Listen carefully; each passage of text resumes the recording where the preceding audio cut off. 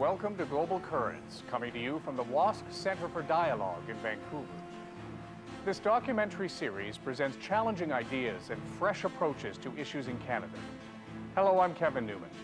Each week, our independent documentary film partners bring us stories that stir dialogue. They're a great match for this room of debate.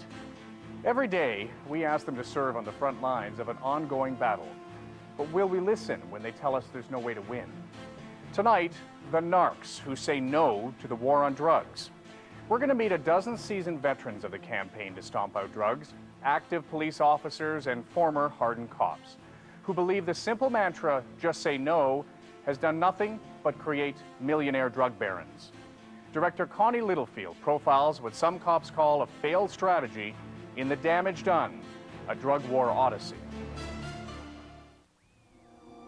Ever get up in the morning and turn on your TV and you see this picture? There'll be a big table. On one end of the table will be a big pile of guns, drugs and money. Standing behind the table, there'll be a bunch of people looking very stern and staring into the camera. They'll look into the camera and they'll make this stupid statement: "This will put a big dent in the drug problem as we know it in our community today." You've seen that story. Have you seen it more than once?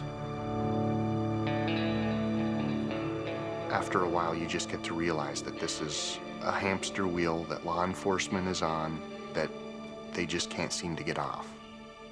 The revolving doors of justice, putting a drug dealer in jail only to see them replaced by another.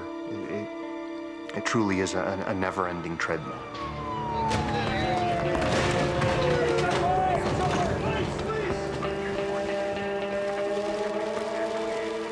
The drug enforcement industry is so massive, now has such a deep history in the fabric of society, that there rarely is an opportunity for people engaged in waging this war to stop and reflect about the most fundamental of all questions, and that is, should we be doing this?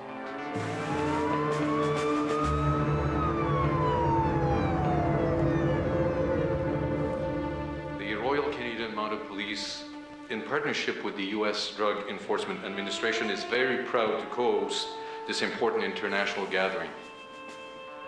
Drug enforcement officials from 88 countries are gathered to strategize and share intelligence in the international war on drugs. Sharing information with our global partners is integral and has led to numerous successful conclusions of key international operations. We all have one common goal, is to combat the evil of international drug trades. Billions of dollars have been spent on this crusade, and there is no victory in sight. The war is waged on many fronts, on city streets, in the fields of Afghanistan, in the jungles of Colombia, and in countries all over the world. Leading the attack is the American Drug Enforcement Administration, or DEA.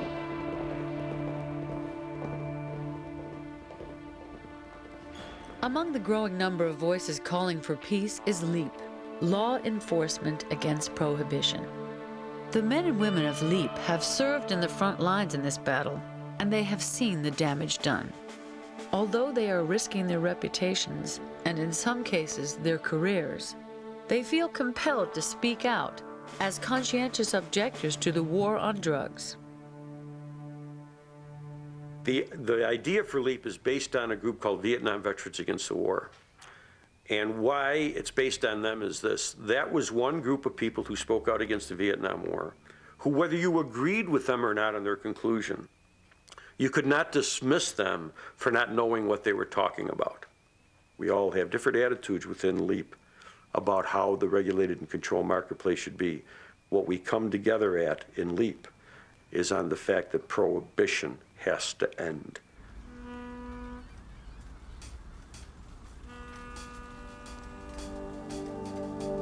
Became a police officer in 1989. My beat is all along the Niagara River, which also forms the international border between Canada and the United States.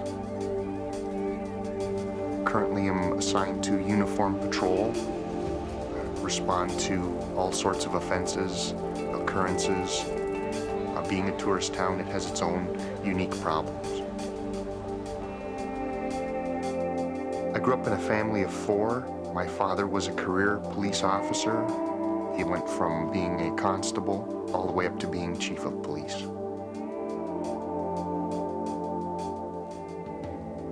Even as a young man, I knew that there was something strange about the way we approached narcotics. I had a very close family member be arrested. I was very young at the time, and I had asked my mother, you know, what is this all about? And she explained to me that that person had been arrested for importing the resin of a plant. And that didn't seem to make a lot of sense to me. And it still doesn't make any sense to me. Throughout my career, I've seen nothing that would lead me to believe that our current approaches to narcotics work. In fact, they're making things worse. I think there's a great number of officers who do feel as I do. For a combination of reasons, they don't wish to speak out. I have no aspirations on promotion or advancement.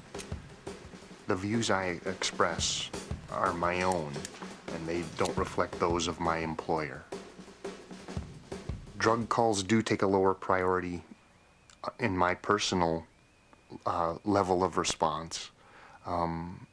There have been times where I've had to choose between certain calls and drug calls, and I've said I'm not going to that drug call.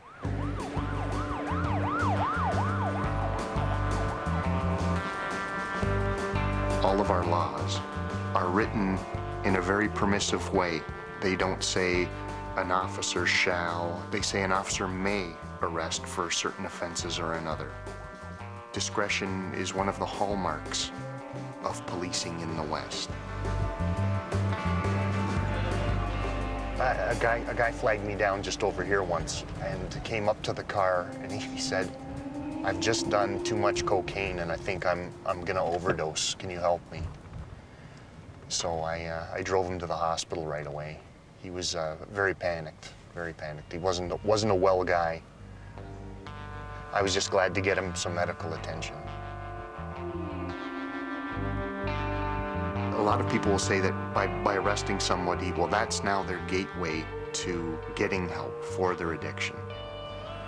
But putting them in jail, ruining their prospects for future employment, seems like a pretty strange way to me to help somebody.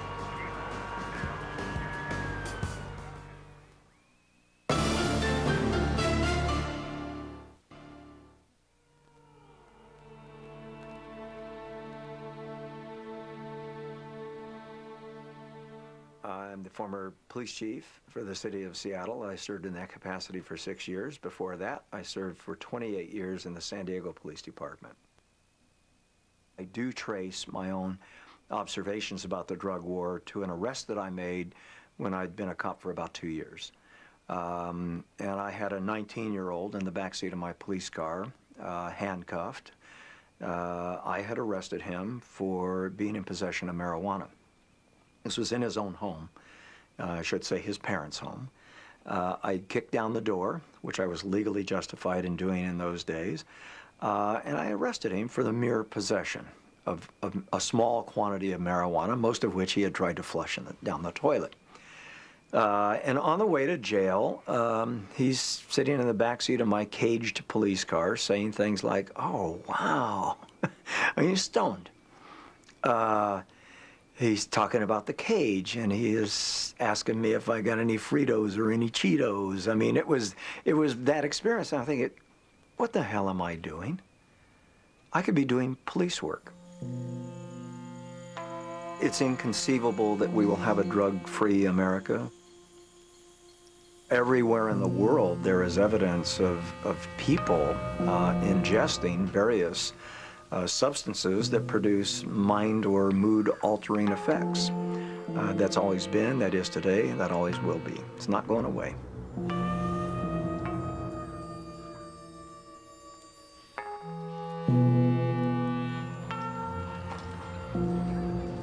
The criminalization of certain drugs began early in the 20th century. Laws were passed first to ban opium and then later cocaine and marijuana. In the second half of the century, amphetamines and psychedelics were added to the list. U.S. customs officers and police are having another drive to round up dope smugglers. And here's some of the swag. Concealed in barrels of olive oil, they find millions of dollars worth of deadly heroin. Enough, they say, to kill 6 million people. Drug enforcement efforts intensified as the century progressed. The U.S. began sending agents to source countries, and the war on drugs became an international concern.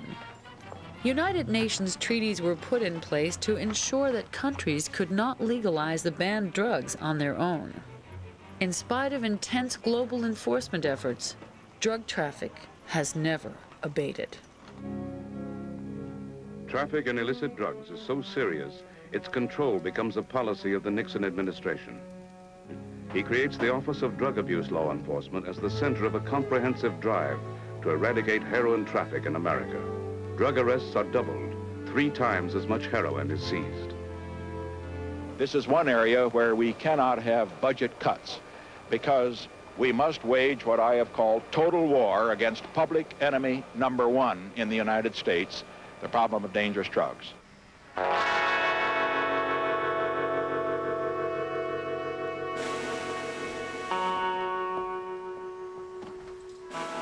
I'm a retired federal officer. In my 32 years, better than 20 of it was spent working in narcotics.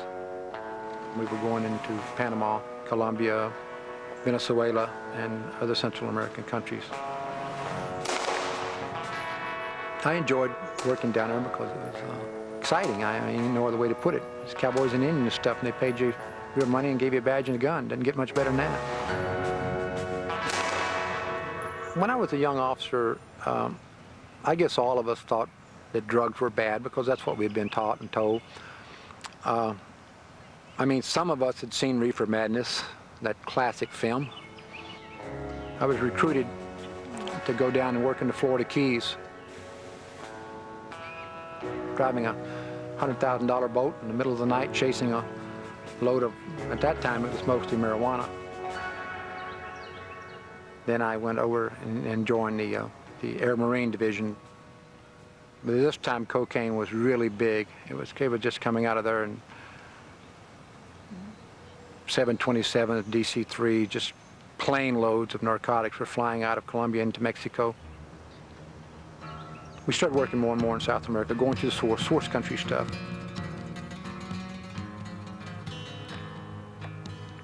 I've been to Colombia. I've flown over the jungles of Colombia. I know how impenetrable that forest is out there, and the only way in is by boat or airplane. For those that aren't aware, you can take the entire state of Texas and place it inside the country of Colombia. That's huge. Next door is Brazil. You can take the entire United States and put it in the country of Brazil. Think about it. You're looking to spray a cocaine field in Texas. Find it. Spray it. Because there's another 5 million acres out there that you didn't see that day. I helped fight this war for many, many years, and I saw on a daily basis that we were losing ground. Drugs are cheap. They're easily available. Each year we would seize or assist in seizing megaton loads of cocaine, and it was making absolutely no difference.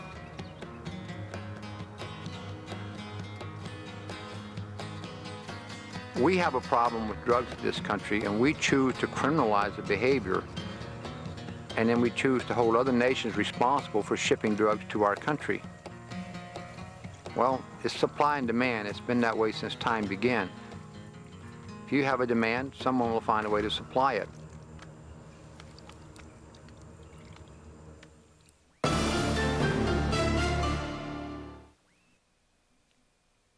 People, for whatever reason, choose to consume narcotics. That's really a question best left to professionals, psychologists, psychiatrists. It's something not best left to police officers. We're dealing with economics here, a marketplace, consumers, producers. Prohibition doesn't work because you're dealing with consumer goods which are wanted by a large segment of society.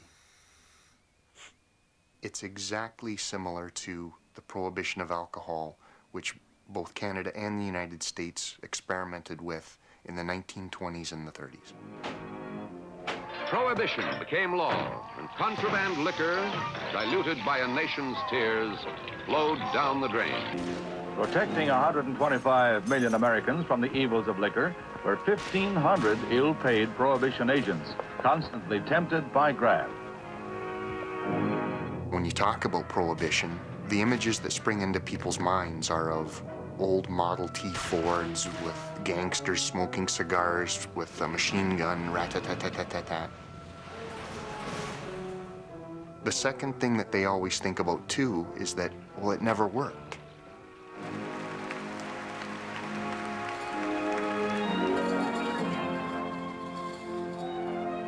We didn't legalize alcohol because some new study came out that said alcohol is really okay, you should give it to your babies as soon as they're born, it's wonderful stuff. We legalized alcohol because it only took us 13 years to learn the lesson. And the lesson was alcohol did not create Al Capone. Prohibition of alcohol created Al Capone and the gangsters that roamed our streets.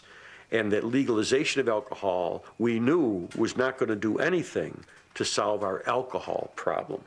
But legalization of alcohol put a huge dent in our crime and violence problem as we knew it. We ended Prohibition in '33. By 1937, the homicide rate was back down to what it was before Prohibition started.